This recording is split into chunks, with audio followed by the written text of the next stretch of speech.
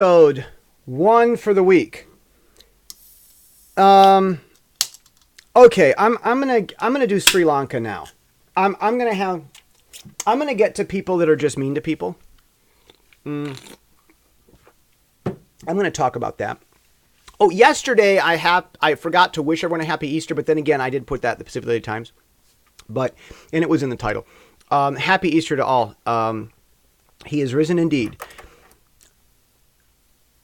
People, the argument, people get into arguments. Why is Christianity real? Let's look at all the absolute proof of the manuscripts that there's more proof that Jesus said what he said than there is proof of the Homer's Iliad. They want to talk about those things. The proof that any religion is real is how it makes you into a happy person. Yeah, that's what I need to get to tomorrow. Look, Sri Lanka. What do I think about Sri Lanka? Easter, Sri Lanka. I don't think the Christians should have been in the building. See, you're never going to get the conventional answer from me. I don't want people to be killed and beat up, but look, I feel like the dad whose kids just died, who had 5 kids, and one of them died and 3 of the others got injured, and the other one's scared because he was helping them, because they were all playing in a condemned building that he told them many times not to go into. That's how I feel about this. Over here in Taiwan, I was just talking with Royu about, this kid. He became Christian because of miracles. Like, I showed him how you can pray and it's like Jesus in the New Testament. You can pray and stuff happens. And I showed him. I'm not special. It's the thing. A lot of Christians in America, oh, you're special. You're some kind of healer. Every Christian can heal. It's not always the same, and you can't always do it, but it can be done. Jesus said, if anyone believes me, he'll do greater things than these. So I'm just showing him stuff normal. You believe Jesus, there are some level of miracles and stuff you can have. And so he believed it and went to school, and his neck got it, and he starts praying for his neck. And he goes, oh my goodness, this God thing must be real. And then the Wi-Fi in his house shuts off, and he has to stop playing his video games and go to bed on time. And that was the big miracle. Actually, there were other reasons that the Wi-Fi got shut off, but it happened at just the right time that he needed to go to bed, and he realized that there was a God who was orchestrating things to make him be a good boy. And that's what led him to be Christian. Now, he's excited about Jesus. I'm teaching him Bible. There's no Sunday morning in that. There was no Billy Graham altar call. There was no evangelism. There was no follow-up cards. There's no make sure that you become a member and go to the same thing on the first day of the week, Sunday, and give them your money. They're entitled to 10% of your income now. There was none of that.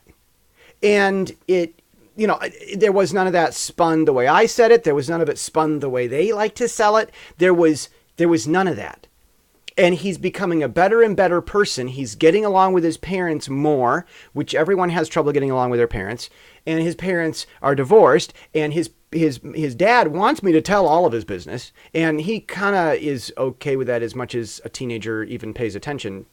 He's very focused on what he's doing in his life. It's an amazing kid. This is an absolutely phenomenal. It's one of the reasons I'm wearing this Stay Awesome shirt. I mean, we're talking about life coaching at its best. And, one of the things is that when I get together and meet with a kid and teach him Bible, his dad insists on paying something. And the kids learn so much from me that now his dad's idea was to, pay for a meal while we sit and talk together. Like, we'll talk over coffee and I'll buy it. There has to be some sort of a price, was his dad's thing for ethics. So the kid would appreciate it. That was his dad's thing. So it's okay. All right. Well, the kid learned so much from me that at this young age, he's getting little odd jobs, teaching and mentoring people, doing different things. And the kid's making money because of the stuff I taught him. And it's not complicated. And so now he buys dinner. That's the thing. So I just, This kid's been learning this stuff, and I've been teaching him the basic normal things that Sunday morning and in the church, the local church thing is supposed to be teaching people. I've been doing that stuff with him, but we've been doing it without going to the same big building that people want to bomb. And I was saying this to a pastor of a Western-ish congregation thing over in Hong Kong.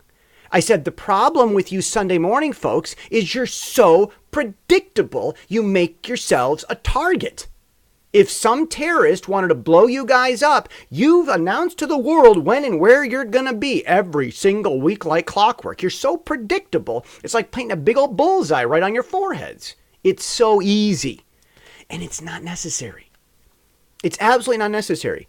You know, I don't buy that it has to be an expensive building. I don't buy that it has to be Sunday morning. I mean, the Sabbath was Saturday. Sunday's the first day of the week. We know this. And I don't believe this nonsense that the government licensed Christians who are in a government certified church congregation thing, pastor, elder, member, whatever. I don't believe that those government licensed Christians have a vote while the non-government licensed Christians don't, while they vote to change heaven's schedule for what day of the week it is. No, the institutional church did not decide that the Sabbath was moving to Sunday. No, that's malarkey. People say that. One of my friends has said that. I don't buy it. God knows which day Saturday is, and he knows which day he made the sun on, and he made the sun on Sunday. Well, no, he made light on Sunday. He made the sun on, that'd be Wednesday. Wednesday, God made the sun and the moon.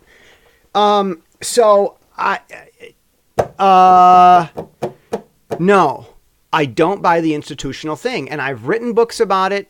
It's in my theology books. I've written about clergy don't shepherd. I wrote the 95 Theses of the Clerical System. I talked about the problems of churchianity at the Crossroads series. I've been going on and on and on and on about this. And these Christians are meeting at these hyper-regular places on a day of the week that's irrelevant, and they're getting killed. And I feel sorry that they didn't follow common wisdom. I feel sorry that they didn't do things that would just make sense. My heart is so sad at the kids that were playing in the street, running across the freeway, and got killed by some car that was driving at a normal speed. I really feel bad about that. But I'm not all mad about the terrorists. I don't think there's any need for forgiveness here, frankly. Because those Christians would have been safe if they'd followed common sense. In the New Testament, they didn't meet in these really big, glorious, overpriced, high-valued real estate structures that are empty most of the week. In the New Testament, they met on rooftops. They met out on the mountain, and they met in the garden. Don't tell me that this is a New Testament-based belief system. You know, it's kind of funny to me. I wonder sometimes if the reasons Christians are so obsessed with building buildings is because their Savior is a carpenter. Maybe they know Jesus is missing from their religion, and that's why they go do his job for them and build all these expensive buildings in his absence. They feel a disconnect with Jesus, so their thing is they're going to go be the carpenter, and they're going to be the carpenters, and they're going to go build the big buildings. And that's the thing that I'm talking about with Roy, and he's going around and visiting these things. He's like, I've never been to a church. I want to see what one is. Go see him, kid. See him. But this is what's coming up. He's like, they've got nice buildings. I'm like, yep, that's where the money goes. You know, I just mentioned the podcast weekly. I've got a YouTube channel that's going somewhere, and it talks about, it's kind of a gadfly thing. It's kind of a let's think about things a little differently type of thing. And it's taken off in Taiwan, and it's getting people to think. You know, if the Christians wanted to take that 10%, that tithe money, that donation money every week, and put it to a good use, they wouldn't build these gargantuan church mahal nice buildings for themselves. they'd go get YouTube videos to try to make society think better so that they'd have nice buildings in all their houses all across Taiwan. That's what I'm seeing over here, and that's my take on what happened in Sri Lanka. See you tomorrow.